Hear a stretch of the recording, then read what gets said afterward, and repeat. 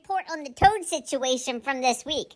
You know, I posted a video the other day of a bucket with some of them in, and Maggie was looking at it. Well, in 3 days, well, we should say nights, because they collect at night. During the day, they're really silent and you don't see them. But if you go out at night and you flash a flashlight on the pond, it's like rippling. The water is just moving and it's grooving. And they're all over the yard. They're all over the driveway. And then they hop up the steps to come into the backyard, and then they run to the pond. Well, they hop to the pond, I should say, and they're jumping in like it's a big swimming pool or something. It's like, hey, come on in, and then they call more friends in, and then they call more friends in. They do that calling, you know, like that croaky sound, and they're calling potential mates in, and it's like this, I don't know what you want to call it, but it's craziness going in there. Guess how many they collected in 3 nights on the rodeo roundup? They collected 214. They have this big bucket. They have a big flashlight, and then they have a net.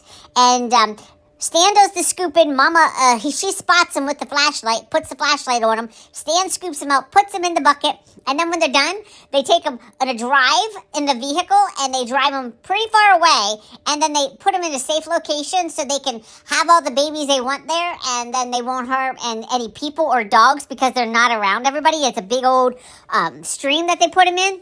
So they did the rodeo roundup, and it's craziness. And then guess what else? Then they lay these big stringy things of eggs all over the plants. So then Mama's out there scooping. She was just scooping today again. All these strings of eggs out, because if not, then they will hatch.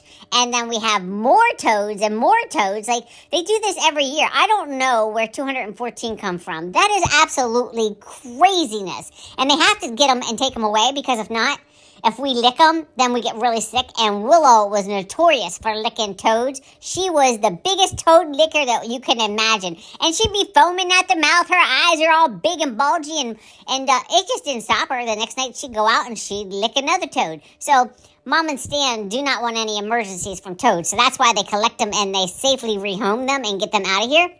But that water right now, it's like...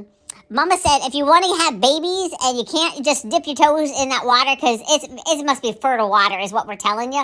We're calling it holy water. The fish now are laying eggs all over the place. The koi, you know, we cleaned out the pond, and Mom and Stan rehomed 62 fish out of the pond. Like, everybody's having massive amount of babies, and Mama's like, we can't have, and we haven't kept 25 of them, and then we got rid of 62, so do the math. It's every year, folks. They have to rehome tons of fish because our fish just keep having babies. Mama said they're very fertile. And then these toads. That pond, I'm telling you, is something's going on. It's fertile water, folks. We got to keep Mama out of it because we don't need her having any babies. It's craziness.